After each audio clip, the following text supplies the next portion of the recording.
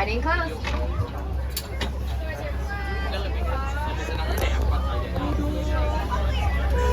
Asante Sana, Warden. That does mean thank you. Everyone say thank you, Wardens. Thank you, Warden. Our friends here in Harambe, we like to say twin day. That means let's go. Well, Jumbo friends, my name is Maddie, and I'm going to be your safari guide today through the Harambe Wildlife Reserve. Now, for your safety as well as the safety of the animals, please remember to remain seated, keeping your hands, arms, feet, and legs inside of the truck. If you're holding on to a phone, a camera, or a child, please hold on to them tightly. The roads do get pretty bumpy out there, and this is a real truck, and I am really driving it.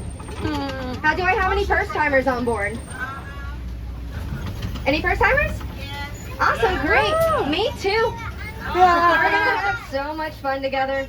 Our trip should last about 2 weeks, but I swear it's gonna fly by. It's only gonna feel like 20 minutes. Now, this first area of the reserve that we're entering is called the Little Aturi Forest. We'll learn that the animals that live here rely heavily on camouflage to survive, like our friends the okapi over on the right-hand side.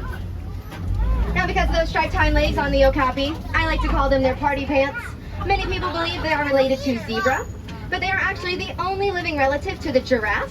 That's due to their similarities in bone structure, as well as having the same long, prehensile tongue that they used to eat with.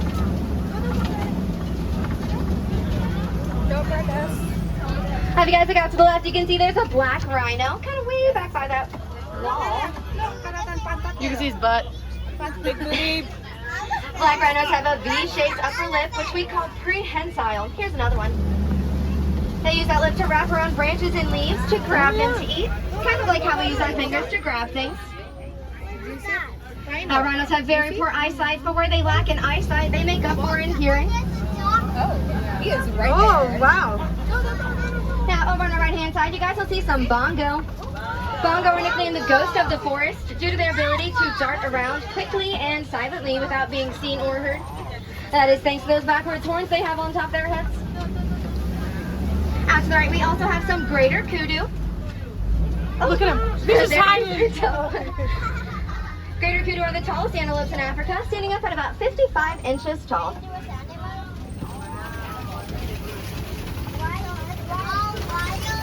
As we leave the forest behind us and head out into the Safi River, I want to point out those animal spotting guides above your heads. Those guides will help you identify some of the animals we might see today. Now make sure you guys keep your cameras ready because animals can appear at any time and I can't exactly stop for all of them, although I will try my best to go as slow as I can for you to get the perfect photo. Down to the right, there are some Nile hippos in the water. Oh, look at him. Hippos do spend most of their days underwater. They can hold their breath up to 12 minutes. Since they do spend most of their days underwater, they can eat, sleep, as well as give birth completely submerged. And there's the floats over here to our left. You guys can see baby Greta back there. She's our youngest hippo who just celebrated her first birthday. Woohoo! Go, Greta. Eat that lettuce. I think it's lettuce. Now these white birds you see on the island to our left are pink-backed pelicans. They get their name from a pink stripe that appears down their backs during mating season. At the start of mating season, a male will present a female with a stick, and if she likes that stick, they will use it as the foundation of their nest to hopefully lay an egg in. If only it were that simple for us. They are the smallest variety of pelican with a wingspan of about 7 to 9 feet. And when it does come time to incubate their eggs, they will stand on them.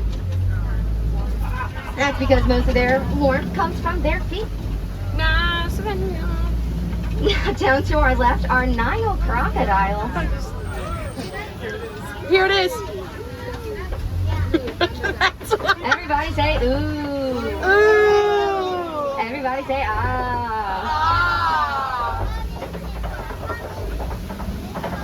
Nile crocodile are the largest crocodile in the world and can grow to be about 16 feet in length, which is about the height of a full-grown giraffe.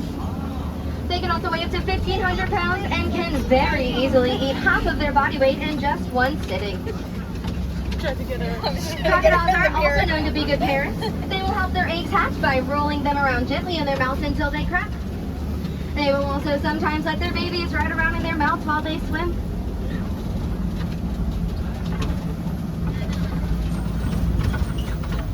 Now this tree over on the right hand side is called a baobab tree, which is pretty fun to say baobab.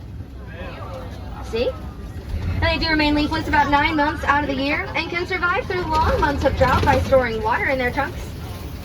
Those trees are very beneficial to animals who live out on the savanna, which is where we're headed next. Animals can pierce the bark of the tree in order to drink the water that's stored inside.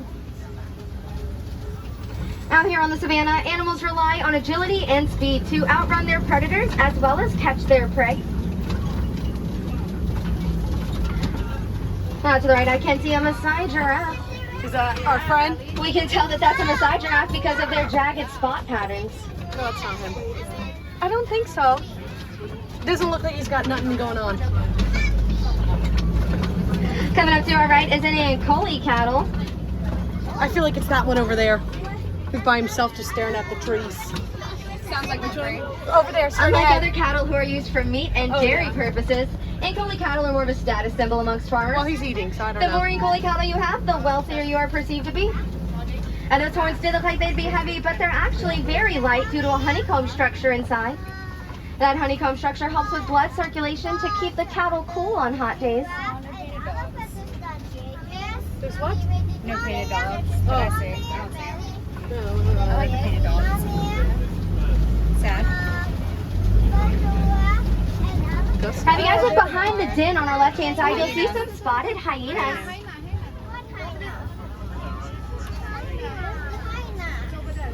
Now, hyenas are a matriarchy, which means that all of the females outrank the males. They are also known as the cleanup crew of the savannah because they can go behind other predators and eat the bones that they left.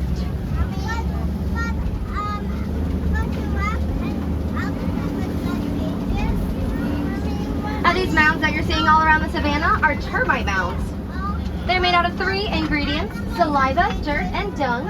And when they bake in the savannah sun, they become as hard as concrete. Oh, that's got to be him. Look at him. He's trying to eat off. He's trying to eat off a tree right now. That's right, right. We do have some wildebeest. Those black stripes you see on the wildebeest neck, it's actually just sweat. That's got it. Come Nothing on. special. They sweat just like us. You got nothing going on. There is another giraffe out to our left. Giraffes do spend most of their days eating. They've adapted to have a purple-colored tongue, which acts as a natural sun protectant for them. Their tongues are also 16 inches long. Over there in the grass. Look at the one in the grass. All the way up. Look straight ahead. You see them all the way up in the grass? Yep. Oh my God, there's another one over there too. Wow.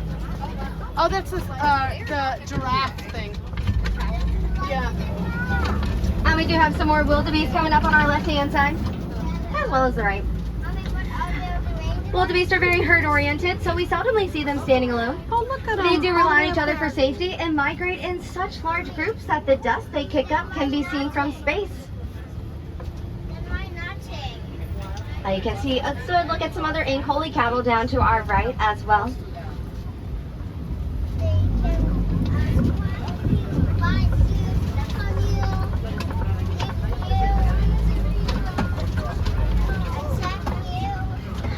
Out to the right, you can see there are 2 elands. Both male and female elands have horns, but what the males will do is take their horns and swirl them around in the grass to make flower crowns to impress the lady elands. Although those 2 are brother and sister, so when he makes flower crowns, it's just to be funny. Now, if you guys see those 2 giraffes out there, you can see there's a tiny one out to the right. Kind of by that bush back there, that's our youngest giraffe. Oh. He's my favorite animal on the entire reserve and is actually the screensaver on my phone. Giraffes do pretty much everything standing. They eat standing and sleep standing. They also give birth standing up, which means the first thing a baby giraffe experiences in life is gravity.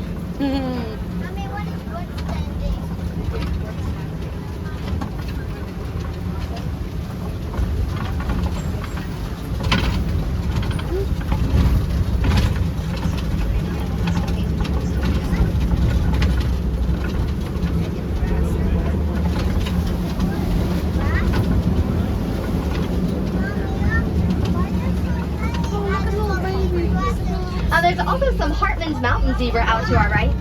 A group of zebra is called a dazzle. They are the largest variety of zebra in the world. They have an extra flap of skin on their necks, which is called a dewlap. The dewlap helps with blood circulation to keep the zebra cool on hot days. It's just like that. There also were some springbok back there. Look at him. Right over there. And we do also have some African elephants out to our left. Elephants are the largest mammals on land and can weigh between 6,000 and 12,000 pounds when they're full grown. A full-grown elephant can also eat up to 300 pounds of food a day, so they do migrate regularly just to make sure there's enough food for the whole herd. And here's a better look at one over on our left-hand side. He's a tiny little dude.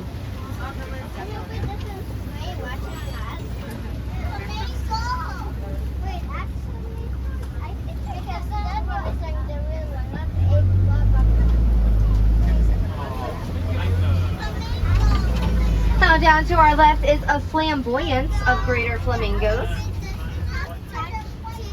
Oh. And you guys can see there's also a few young flamingos among them.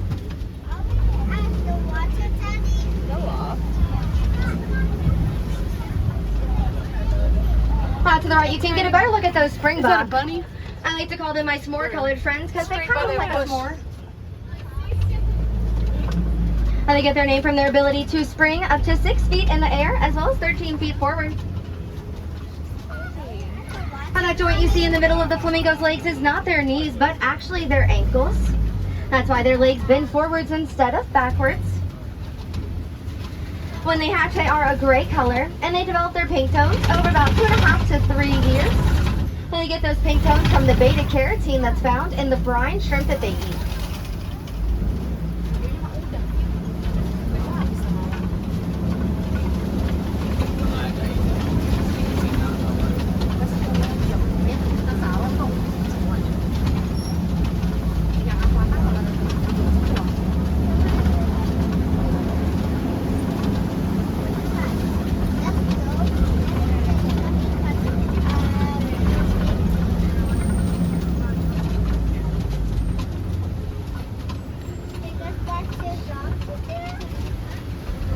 Now friends, it does seem like we're entering cheetah hunting territory.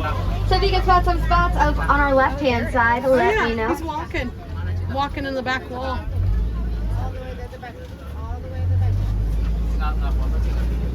Oh, there's 2 of them. Oh. Now we do have 5 female cheetah here on the reserve.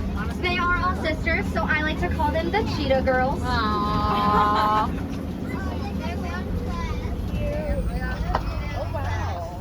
Cheetahs are the fastest cats in the world and can go from standing still to running 80 miles an hour in just 3 seconds. They can hold that 80-mile-an-hour sprint for a few hundred yards. They rely on those long and muscular tails to help them balance while running at those high speeds. Let's see if they pass. Oh, is that what I think it is? I think it is. Unlike other cats who have retractable claws, a cheetah's claws are always out. No. That's to help them grip the ground while they run at those high speeds. Yeah.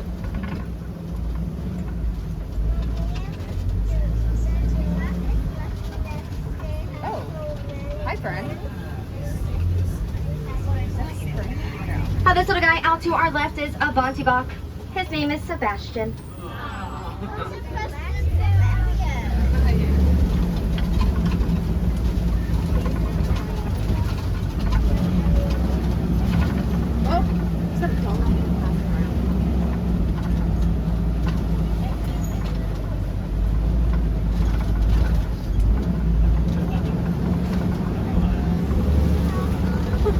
There are also some water buck over on the left, as well as some lions up here as well.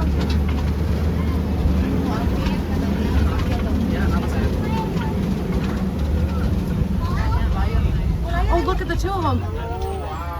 Oh, There are 2 female lions up there. Lions will use these rocks to get a good viewpoint of the savanna around them. Lions do sleep 16 to 20 hours a day and are most active at night. That's when they do most of their hunting. That's because during the day, humans and lions have about the same eyesight, But at night, a lion's eyesight is 6 times better. They're just lying around up there.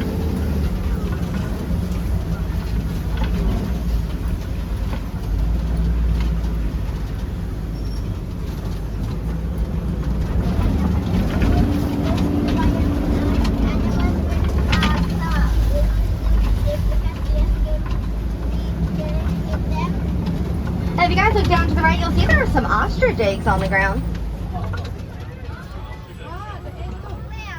Ostriches do have the largest eggs in the world. One ostrich egg is the equivalent of 2 dozen chicken eggs and can weigh up to 4 pounds. They are also so sturdy that we can step on them without cracking them.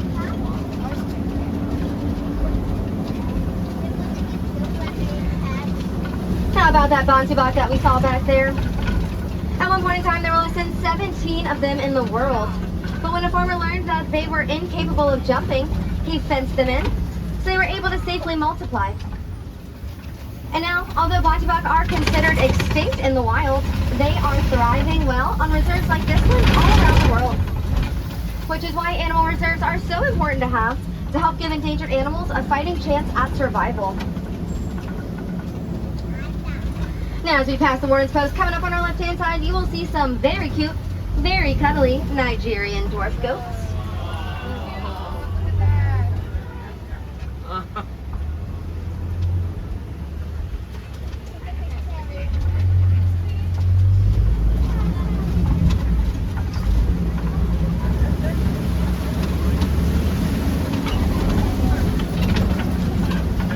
Those little guys are mostly domesticated by farmers and serve a few purposes.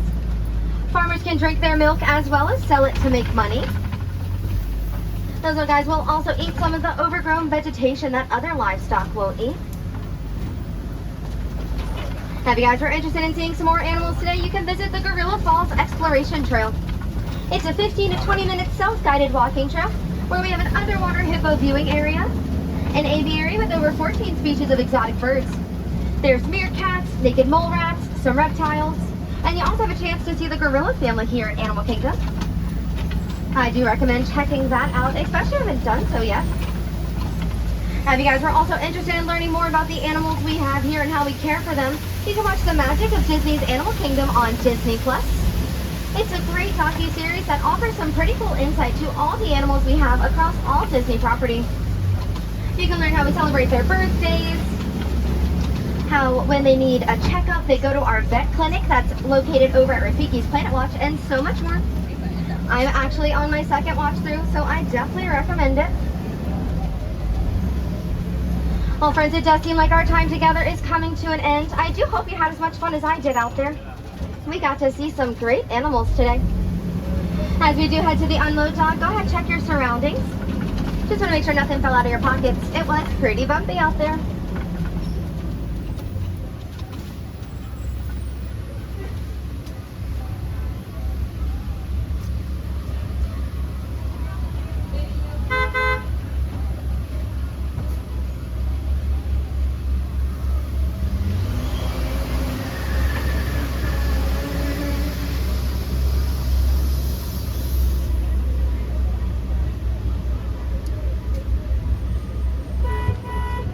Well, friends, here in Harambe, we don't like to say goodbye. It's far too sad and far too final.